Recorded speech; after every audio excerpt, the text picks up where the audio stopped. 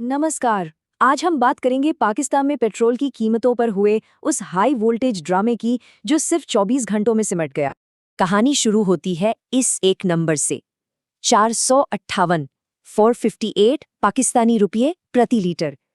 एक ऐसी कीमत जिसने पूरे मुल्क में जैसे भूचाल ला दिया। तो चलिए सबसे पहले कहानी के पहले हिस्से में चलते हैं।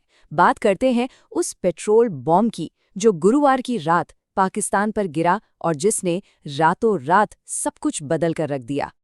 देखिए, ये कोई छोटी मोटी बढ़त नहीं थी। पेट्रोल की कीमत में एक ही झटके में 42% से भी ज्यादा का उछाल और डीजल में लगभग 55%। ये पाकिस्तान के इतिहास में अब तक की सबसे बड़ी, जी हां, सबसे बड़ी एकमुश्त वृद्धि थी। अब जो बात वाकई में दिलचस्प है वो है इस कीमत का ब्रेकडाउन। ये जो 458 रुपए लोग दे रहे थे ना, उसमें से लगभग 46% हिस्सा तो सिर्फ टैक्स और कंपनियों के मार्जिन का था। मतलब सोचिए, लगभग आधी कीमत तो सीधे सरकारी खजाने और कंपनियों की जेब में जा रही थी। और इस 46% में जो सबसे बड़ा हिस्सा था वो था पेट्रोलियम लेवी का। ये सरकार के हाथ में एक ऐसा टूल है जिससे वो अपनी जरूरत के हिसाब से सीधे तौर पर घटा या बढ़ा सकती है, और इस बार इसे रिकॉर्ड लेवल पर बढ़ा दिया गया था। तो जाहिर है कीमतों में इतने बड़े इजाफे के ऐलान के बाद जो होना था वही हुआ। पूरे देश में जबरदस्त हंगामा खड़ा हो गया। सड़कों पर लोगों का हुजूम उतर आया, पेट्रोल पंपों पर मीलों लंबी लाइनें लग गईं। उधर संसद में विपक्ष ने चोर हुकूमत नामंजूर के नारे लगाते हुए पूरी कार्यवाही ठप्प कर दी। ट्रांसपोर्टरों ने भी देशव्यापी हड़ताल की धमकी दे डाली। कुल मिलाकर माहौल पूरी तरह से तनावपूर्ण हो चुका था। और इस्लामाबाद के एक आम नागरिक कैफ अहमद की ये शानदार ढंग से दिखाती है कि इस संकट का जमीनी असर क्या था। ये सिर्फ एक आर्थिक फैसला नहीं था, ये तो लाखों लोगों की रोजमर्रा की जिंदगी और उनकी रोजी रोटी पर सीधा हमला था। जनता के भारी दबाव और चारों तरफ से हो रही आलोचना के बाद सरकार को महज 24 घंटे के अंदर ही एक बहुत बड़ा यू टर्न लेना पड़ा। ये टाइमलाइन दिखाती है कि सब कुछ कितनी तेजी से हुआ। गुरुवार की रात को पेट्रोल बम गिरा, शुक्रवार का पूरा दिन हंगामे और विरोध में बीता, और शुक्रवार की रात होते होते प्रधानमंत्री को खुद सामने आकर राष्ट्र को संबोधित करना पड़ा और राहत का ऐलान करना पड़ा। और जो राहत मिली वो भी कोई ऐसी वैसी नहीं थी।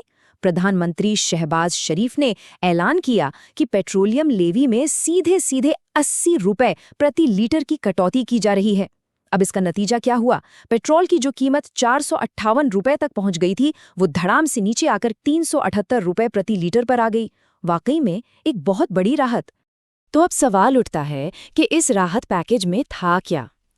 देखिए, सरकार ने इस बार सबको एक जैसी राहत देने के बजाय उन लोगों पर फोकस किया जिन पर इस बढ़ोतरी का सबसे ज्यादा असर पड़ रहा था।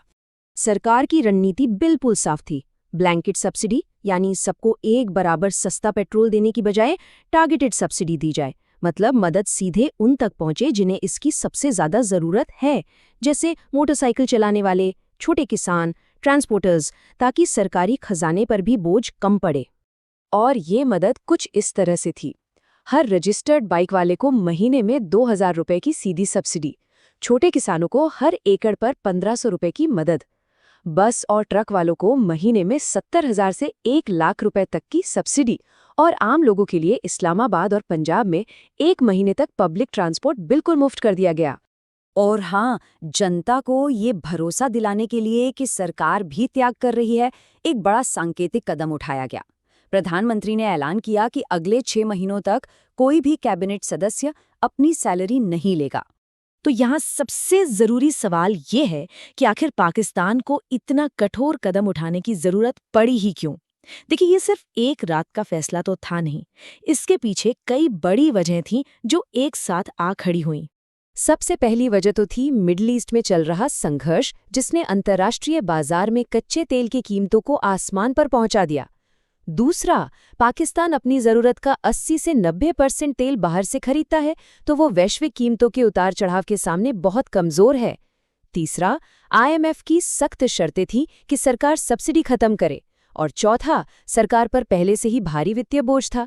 सिर्फ पिछले कुछ हफ्तों में ही सरकार को 129 अरब रुपए का घाटा हो चुका था। इस चार्ट से अंदाजा लगाया जा सकता है कि हालात कितने गंभीर हो गए थे। राहत मिलने से पहले पाकिस्तान में पेट्रोल की कीमत पाकिस्तानी रुपये में भारत के मुकाबले बहुत बहुत ज्यादा हो चुकी थी। ये अंतर ही दिखाता है कि संकट कितना गहरा था। और अब सबसे बड़ा सवाल, क्या सरकार का ये यू टर्न और राहत पैकेज सिर्फ जनता के गुस्से को शांत करने के लिए एक फौरी उपाय है, या फिर ये पाकिस्तान की ऊर्जा और आर्थिक चुनौतियों से निपटने के लिए एक स्थायी और सोची समझी नीति की शुरुआत है? इसका जवाब तो सिर्फ आने वाला वक्त ही देगा।